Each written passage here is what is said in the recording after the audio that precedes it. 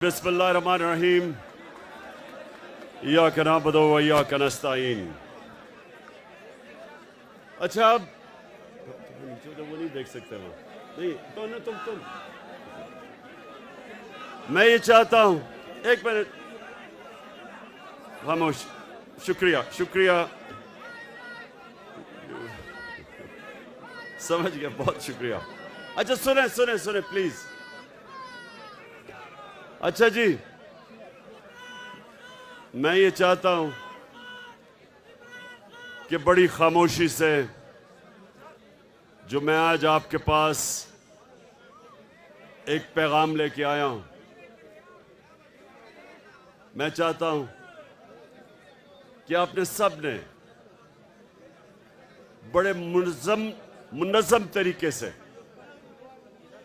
खामोशी की तरह आपने मेरी बात सुननी है।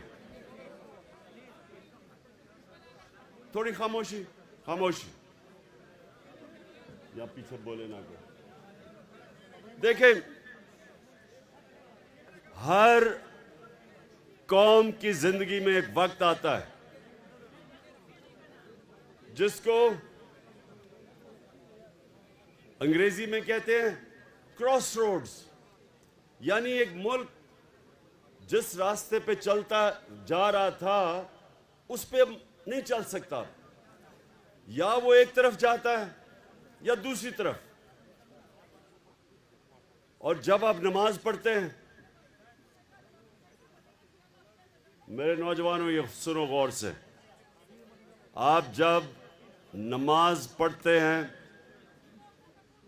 आप सिर्फ अल्लाह से एक चीज मांगते हैं कि अल्लाह उनके रास्ते पे लगा जिनको तूने नेमतें बख्शी, उनके रास्ते पे नहीं जो अपनी तबाही के रास्ते पे चले गए। तुम इधर बैठ, तुम आप भी बैठ जाओ, बैठ जाओ, बैठ जाओ, बैठ जाओ, आ जाओ बैठ जाओ। सामने भी वो देख नहीं सकते, इधर आ जाओ, इधर इस पे बैठ जाओ ना, इधर आ जाओ, पीछे आ जाओ। हाँ उधर, ओहो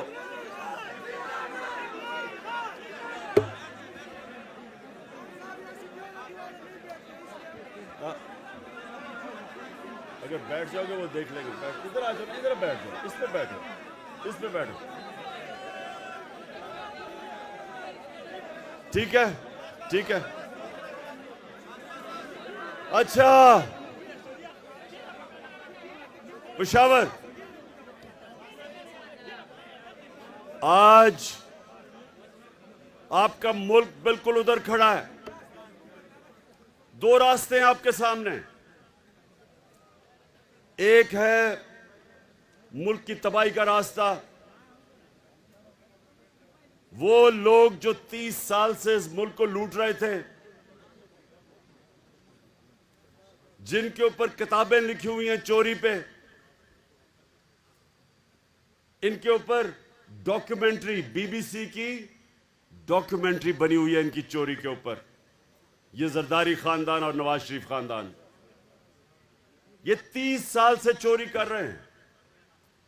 मैं जब 26 साल पहले पॉलिटिक्स में आया तो मैंने अपनी, आपकी जो आज पार्टी है, उसका नाम रखा इंसाफ की तहरीक, क्योंकि जब माशरे में इंसाफ होता है तो चोरी खत्म हो जाती है। करप्शन उस माशरे में होती है जिधर इंसाफ नहीं होता, जिधर कानून की हुक्मरानी नहीं होती। तो जब मैं आया था पॉलिटिक्स में, मैं इन दोनों खानदान को जाती तौर पे जानता था। मेरी इनसे कोई जाती लड़ाई नहीं थी, मेरी इनसे सिर्फ एक लड़ाई थी कि ये करप्शन का मतलब होता है मुल्क का पैसा चोरी करना। चोरी होती है जब किसी के घर में चोरी हो, तो ये मुल्क का पैसा चोरी जब करते हैं करप्शन, वो मुल्क को तबाह कर देती है। आज दुनिया में जितने गरीब मुल्क हैं, सबका एक ही मसला है, वहां जरदारी और शरीफ नवाज शरीफ टाइप लोग बैठ के मुल्क का पैसा चोरी करके बाहर ले जाते हैं और वो मुल्क तबाह हो जाता है, वो मकरूज हो जाता है। सो सुने, आज जो लोग पहले जनरल मुशर्रफ ने इनको बचाया, अपनी कुर्सी बचाने के लिए इनको एनआरओ दिया। एनआरओ का मतलब इनकी सारी चोरी माफ कर दी। वो मुशर्रफ कर ही नहीं सकता था, क्योंकि चोरी तो पाकिस्तान की कौम के पैसे की चोरी थी, उसकी जाती चोरी तो थी नहीं।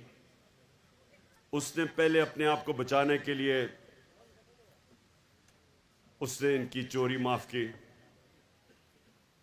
अमेरिकनों ने बीच में पड़े, कॉन्डोलीजा राइस, वो जो सेक्रेटरी ऑफ स्टेट थी, उसने अपनी किताब में लिखा कि मैंने मुशर्रफ को और जरदारी को इकट्ठा किया और मैंने मुशर्रफ से इनको एनआरओ दिलवाया। इन दोनों चोरों को एनआरओ मिला,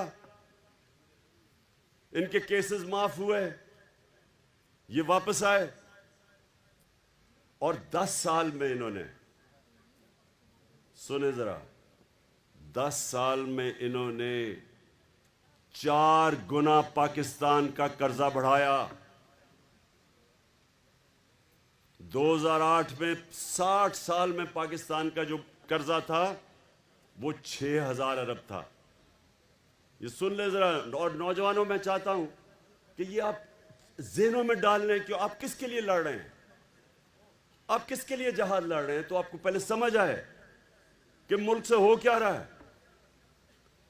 6000 अरब से हमारा कर्जा चढ़ के 10 सालों में 30,000 अरब पे गया। 4 गुना पाकिस्तान का कर्जा बढ़ा सिर्फ 10 सालों में। 60 सालों में जितना कर्जा लिया था इस मुल्क ने, इन्होंने अपने 10 साल में 4 गुना पाकिस्तान का कर्जा बढ़ाया। जिसका नतीजा क्या हुआ? जब हम आए 2018 में, तो जितना भी हमने टैक्स का पैसा इकट्ठा किया था, आधा पैसा चला गया इनके लिए हुए कर्जों की किस्तें देने पे। आधा पैसा उधर चला गया। तो मुल्क कैसे चलाते हैं? कैसे हम लोगों की खिदमत करते हैं, सड़कें बनाते हैं, स्कूल बनाते हैं, अस्पताल बनाते हैं? क्योंकि आधा पैसा तो इनके लिए हुए कर्जों पे चला गया, किस्तों पे। अब हमें लोगों ने वोट दी 2018 में इन 2 चोरों के खिलाफ। हम इलेक्शन जीत के आए। ये दोनों बार भाग गए। ये नवाज शरीफ बार भाग गया, इसाक डार बार भाग गया, इनके बेटे बार भाग गए नवाज शरीफ के। शहबाज शरीफ के दोनों बेटे आज बाहर हैं। क्यों बाहर हैं? क्योंकि ये डरे हुए थे। कर्जे इनके ऊपर, इनके दौर के केसेस बने हुए थे चोरी के।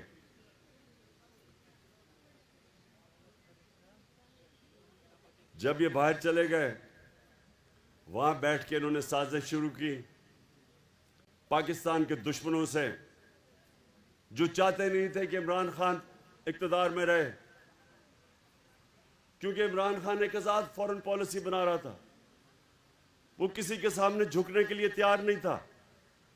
वो किसी को, गैर मुल्क को अपने मुल्क में बेसिस देने के लिए तैयार नहीं था। वो किसी की जंग में शिरकत करने के लिए तैयार नहीं था। इन्होंने पाकिस्तान के उन लोगों के साथ साजिशें की, बाहर बैठे हुए थे, और आखिर में इन्होंने अंदर जो बैठे गद्दार थे इस मुल्क में, उनके साथ मिलके अमेरिकी साजिश के तहत इन्होंने हमारी गवर्नमेंट गिराई। अभी नहीं सुन लो। अच्छा, अब क्या हुआ? ये इक्तदार में आ गए। 20-25 करोड़ रुपए इन्होंने हमारे लोगों को दिए चोरी के पैसे से, और गवर्नमेंट गिरा दी। अब जब ये अब इक्तदार में आए, इन्होंने सबसे पहली बात की कि जी इमरान खान ने महंगाई बहुत की है और हम महंगाई के लिए इसको गिराना चाहते हैं। तो नौजवानों, ये ख़ास तौर पे आपने सुनना है। ये जब इक़्तिदार में आए, ये आज रिकॉर्ड के ऊपर है कि 50 साल में जो सबसे ज़्यादा इस मुल्क में महंगाई हुई वो इन 4 महीनों में हुई। एक चीज़ कहते हैं सेंसिटिव प्राइस इंडेक्स, मतलब ये जो आम आदमी के लिए जो कीमतें जो आम आदमी को सबसे तकलीफ देती है, मसलन आटा है, बिजली है, ये जो चीज़ें जो सबसे ज़्यादा आम आदमी की ज़िंदगी में मुश्किलात पैदा करती है, कहते हैं सेंसिटिव प्राइस इंडेक्स, SPI। ये हमारे ज़माने में थी 16%, आज ये 45% पे पहुंच गई, 3 गुना ज़्यादा। और बिजली की कीमत आप सब जानते हैं, पेट्रोल की कीमत, डीजल सब आप जानते हैं कि हमारी 150 रुपया लीटर थी, इनकी पहुंच गई 250 लीटर और 236। बिजली थी हमारी 16 रुपये यूनिट, इनकी पहुंच गई 36 और टैक्स मिला के 50 रुपये यूनिट, 3 गुना ज़्यादा। तो अब ये कर क्या रहे हैं? ये ना महंगाई कम करने आए थे, ये ना माइशत ठीक करने आए थे, ये सारे चोर एक काम करने आए थे, अपनी चोरी छुपाने, ख़त्म करने के लिए, केसेस ख़त्म करने के लिए। और वो आपके सामने हो रहा है, केसेस ख़त्म हो रहे हैं पाकिस्तान में। अब ज़रा सुने, ज़रा ये एक और चीज़ सुने। ये जो इनके लंदन के फ्लैट है, ये 25 साल से उस पर रहते हैं। पेशावर के नौजवानों, वो लंदन का सबसे महंगा इलाका है। मैं लंदन जानता हूं। बरतानिया का प्राइम मिनिस्टर उस इलाके में नहीं रहता जिधर इन्होंने महंगे तरीन इलाके में फ्लैट लिए। 25 साल से रह रहे हैं उधर, मुलाकातें उधर होती हैं। उसने, हुसैन शरीफ ने कह दिया हमारे फ्लैट हैं, नवाज शरीफ ने असेंबली में कह दिया हमारे फ्लैट हैं। और आप जानते हैं कि वो मरियम की अदालत में क्या कहा गया? उसने कहा, उसने नैब से पूछा, अच्छा आप नैब पे अपना आदमी बिठा दिया है, नैब का हेड इनका अपना आदमी बिठा दिया है, तो फिक्स हो गया मैच। उसने कहा कि नैब साबित करे कि क्या इनके फ्लैट है या नहीं है। यानी ये 25 साल से जिन घरों में रह रहे हैं और तस्लीम करते हैं हमारे हैं, लेकिन वो प्रोसिक्यूटर कहता अब नैब बताए कि इनके हैं या नहीं। ये ऐसा कभी मुल्क में मजाक हुआ है? ये ऐसे है कि एक आदमी वो चोरी कर ले कुछ और उसके घर से बरामद हो जी कोई गाड़ी चोरी करके ले जाए और घर से पकड़ी जाए, और वो किसी और के नाम पे, अपने नाम पे ना रखे, वो गाड़ी कंपनी के नाम पे रख दे। तो जज कहे जी यहां तुम्हारे घर में तो बरामद हुई है गाड़ी, लेकिन साबित करो कि ये जो जिसके नाम पे है वो वाकई इन्होंने चोरी करके अपने, यानी वाकई चोरी की। ये ऐसा हुआ, ऐसा मजाक कभी इस मुल्क से नहीं हुआ। सारे केसेस माफ हो रहे हैं। इसहाक डार जब बाहर गया तो वो क्यों बाहर गया? ये जरा क्यों मुल्क से छोड़ के बाहर गया था 2017 में? क्या हुआ? सुने क्या किया इसने? 2012 में इसके असासे थे 60 लाख, 70 लाख, 70 लाख असासे थे इसहाक डार के 2012 में। नैब ने उसे बुलाया 2017 में, उन्होंने कहा ये तुम्हारे अब 90 करोड़ कैसे असासे बन गए? आपने कौन सा काम किया कि आपके 80 लाख से 90 करोड़ पे असासे चढ़े गए? जैसे उसे सवाल पूछा वो जहाज पे चढ़ के मुल्क से बाहर भाग गया। अब वो उसको वापस ले आए हैं, अब नवाज शरीफ वापस आएगा और वो करेंगे क्या कि वो इस मुल्क के अंदर अपना, उन्होंने इलेक्शन कमीशन बैठाया हुआ है जो कि बददियानतदार आदमी है, इनके घर का नौकर है। इससे पहले पूरी धांधली बाई इलेक्शन में की, उसके बावजूद हम जीते पंजाब में।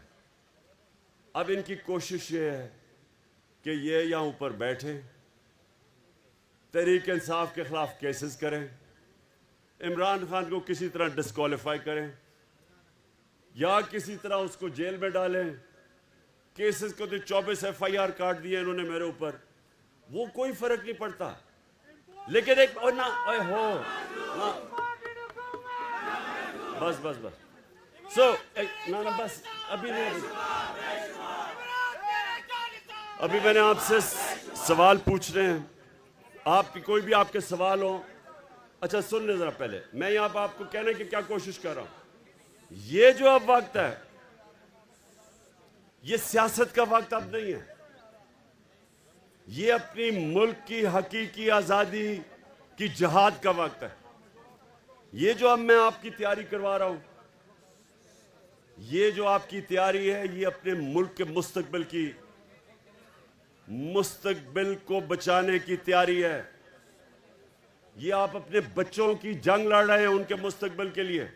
मैं आखिर में जब आपके सवाल हो जाएंगे उसके बाद मैं आपसे एक हल्फ लूंगा जाने से पहले। सब ने आपने मेरे साथ हल्फ लेना है जब मैं खत्म करूंगा।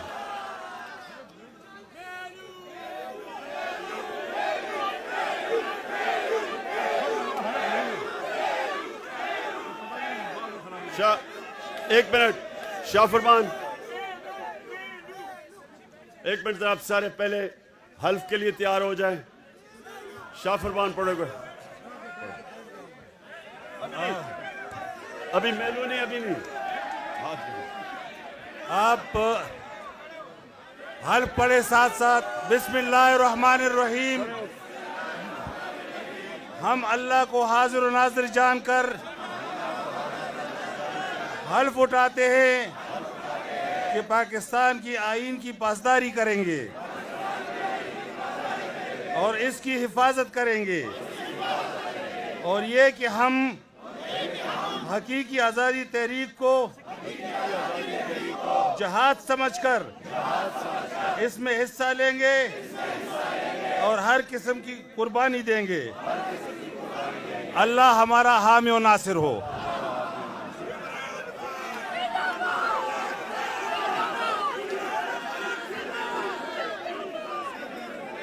अच्छा जी, खामोशी। 5 सवाल लूंगा मैं, 5। खामोशी ताकि सवाल आ जाएं आपके।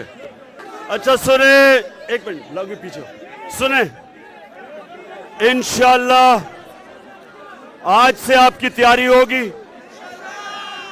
और मैं कभी भी